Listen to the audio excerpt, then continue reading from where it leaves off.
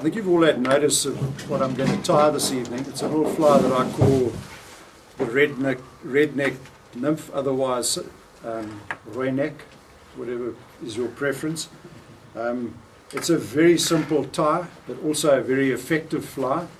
You know, like the Neck Nymph, for example. Everybody fishes the Neck Nymph, and comes a point in time where you think to yourself, well, it's time I gave up the Zac and maybe tried something else. And I wouldn't say that it's more effective than the Zac, but I'd certainly say that it's as effective in small streams. And you can tie them in different forms. You can tie them unweighted, or you can tie them really heavily weighted with tungsten bead, maybe even add a bit of lead, and then fish them as a tandem rig, New Zealand style, with something like a little emerger or something less weighted behind that.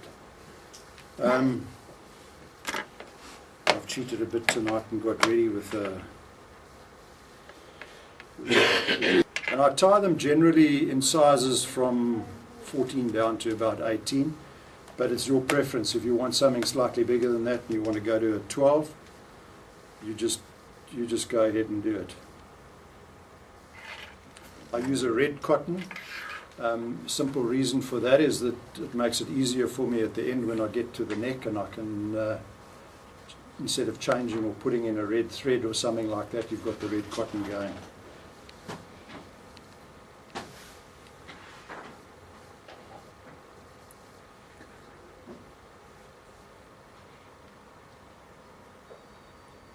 Usual story, you just simply take it to... It focuses on his jersey when touch that. Yeah. More or less opposite the bend. You okay? Yeah, that's all good.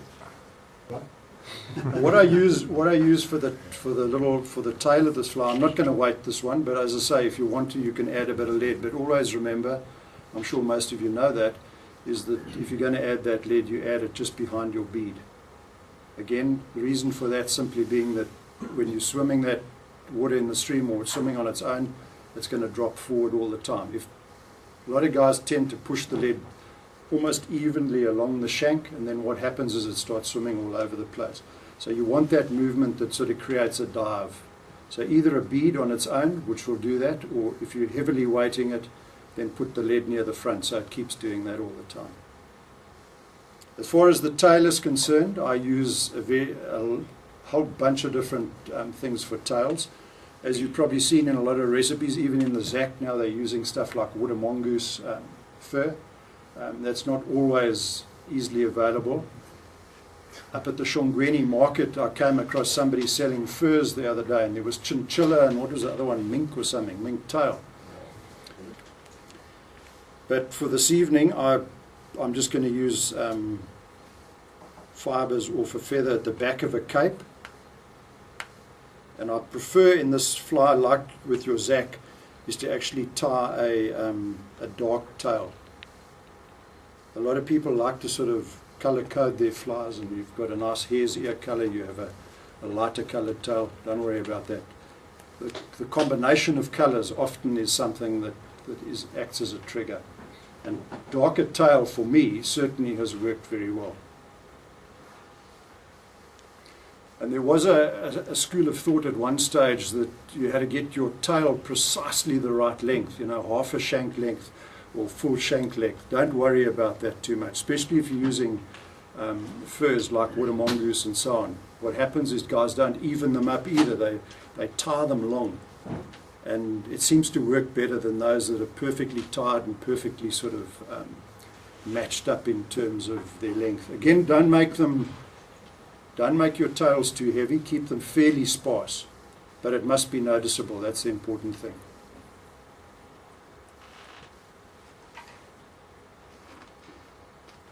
Okay, and if they flare a bit, that's even better. Ribbing, you can choose any kind of ribbing that you like. Some people like a distinctive rib to sort of indicate the segments in a nymph, which is definitely something that you'll get in the natural. I, funny enough, don't like that. I favour just a very thin copper wire.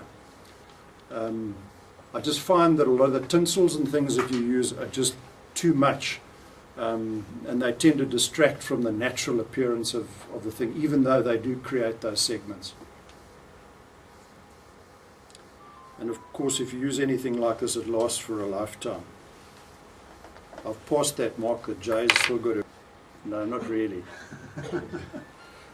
What I often do also with a very fine wire like this is sometimes you find that if you don't get it tied on properly and you give it a bit of a tug after you've got all your materials and things put on, it just pulls loose.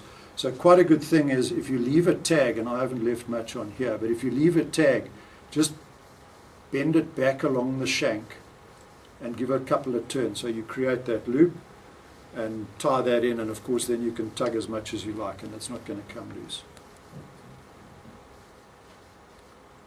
Obviously with a nymph and when you've got weight on it, as many turns as you like, so that's not going to affect things. Not like your dry flies. Okay, dubbing. This used to be my pull box, no longer. One of the mistakes a lot of people make with dubbing is when you create that noodle of dubbing, they tend to say, well, I'll make a really nice thick noodle and I'm going to be able to dub this thing quickly and create the bulk that I want on my body. If you want to do dubbing properly, make it very fine around your cotton. The beauty of dubbing is that you can keep going back and over what you've done before. The more that you go back over it, the stronger that dubbing will be. If you create a very loose, thick dubbing, when you do your ribbing as well, you end up with dubbing that has all these sort of bobbles along the shank, which you don't really want either. So you want to get it tight and firm, you want to create that tight, firm foundation and then slowly build up on that.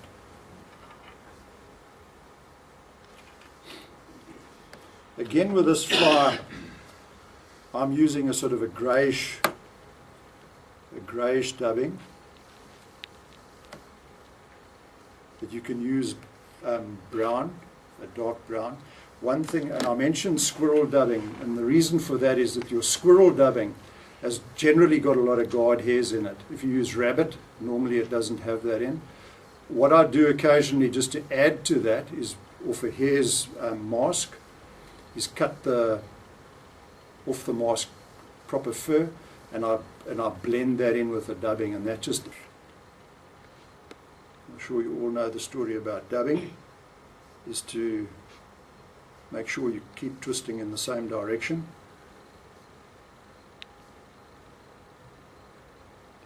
And again, don't try and make your rope too long.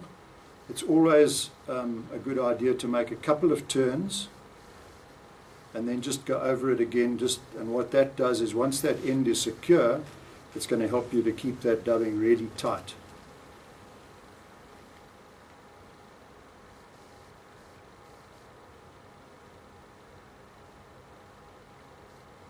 Okay, so what you want to do is you want to slowly build up a body here. So you want to create a slight, you don't want to over taper it, but you want to create a slight taper as you go.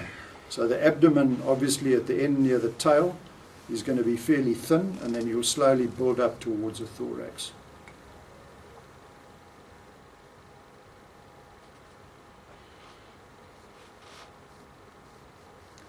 If it's not sticking and your cotton isn't properly waxed, you can always just dampen your fingers, but just dampen them, and that helps to tighten up the dubbing as well on the actual thread itself.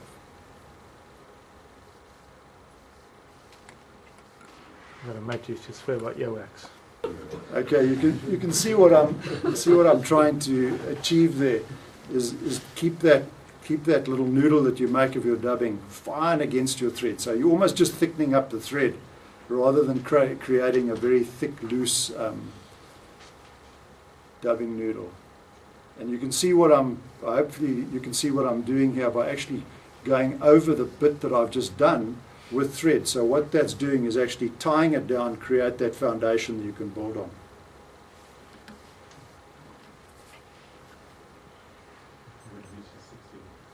I didn't hear that, and I don't know if I should hear it.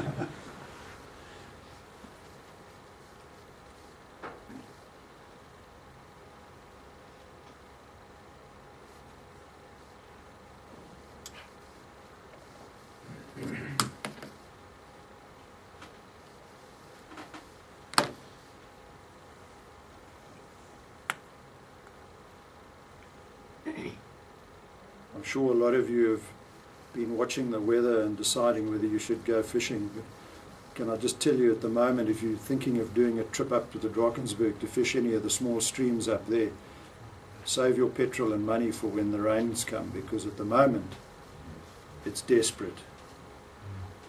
Okay, the ribbing in a case like this I don't do right until the very end, simply because it's a fully dubbed body.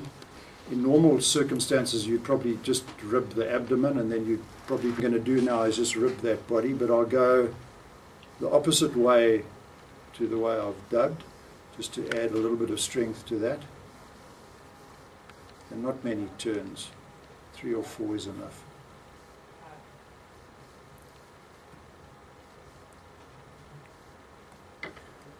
Remember, if you're trying to save your scissors too, don't cut wire with the point of your scissors. Rather use the back end.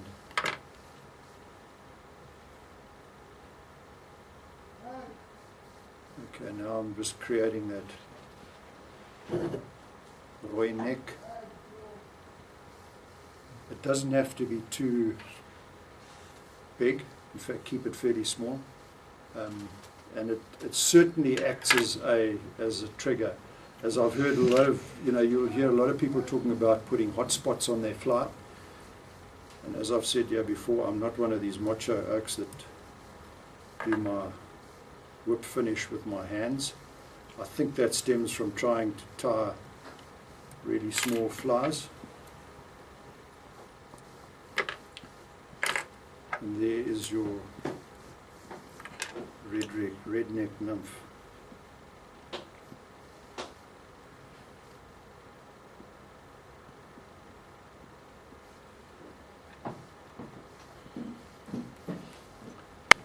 Okay, there you are. Wonderful, thank you. Thank you very much.